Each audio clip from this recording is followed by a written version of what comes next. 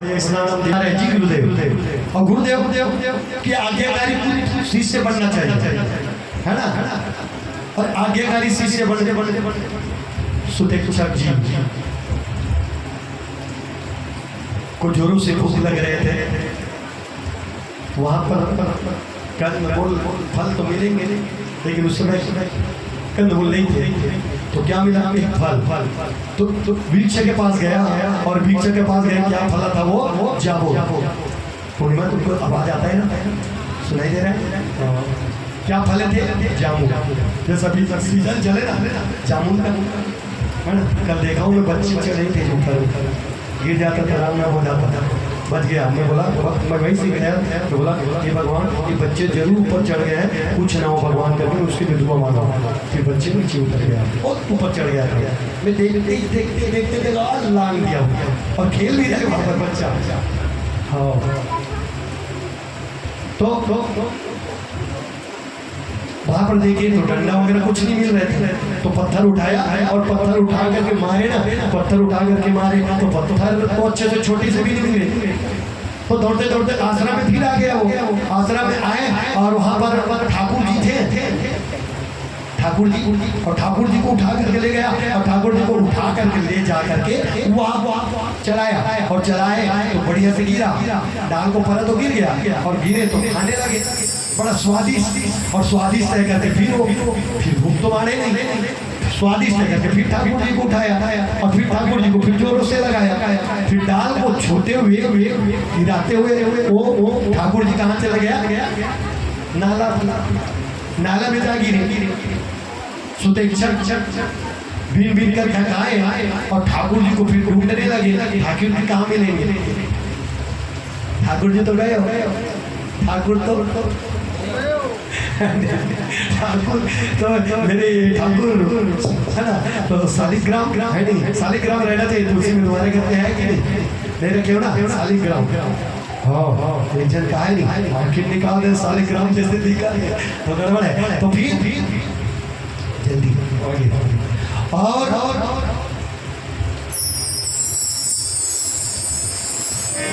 जामुन भी ठाकुर जैसे दिखते, जामुन के फल ठाकुर जैसे मतलब शालिग्राम जैसे ही दिखता है। तो उनको ले आया और ला करके वो मेरे गुरु जी डांटेंगे करके उसको ले आया, ठाकुर जी को ला नहीं सकता वो। तो जामुन को ला करके बैठाए और उसको इस्लाम दिया कि अच्छा में सबर रुपया में चंद्र बंदना चौवा चौरा सब लगा दिए।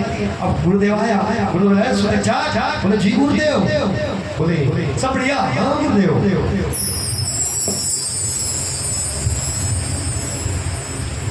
ठाकुर जी को बढ़िया ना आए बुलाए, वो प्रसाद वगैरह सब किए, चंदन बंदना लगाते हो, हाँ गुरुदेव देखो आप। अब वो भी ना आया, ओम गंगम चरणम चा गोदावरी सरस्वती नर्मदे सुखावरी जलस्मिन् सन्निधिं कुरु विष्णुं जलं सुरगामि। ओम स्वातिनाय रुद्रात् स्वात्म पुष्पदं आइट्ले में ददातु चोवचनम समर्पयामि। चोवचनम समर्पयामि निकागी चंदन शीत का चढ़े नहीं, हिंदी में बोल आ गया है ना, चढ़े नहीं तो क्या कैसे ऐसे बोलते कैसे मेरे ठाकुर का मांस कैसे चढ़ते बोले पुनी पुनी चंदन पुनी पुनी पानी, ठाकुर सड़ गए तो हम नहीं हम मत बजाओ, मोजाक बहुत भले गाली दे दो तुम, ताली नहीं बाजे तो क्या।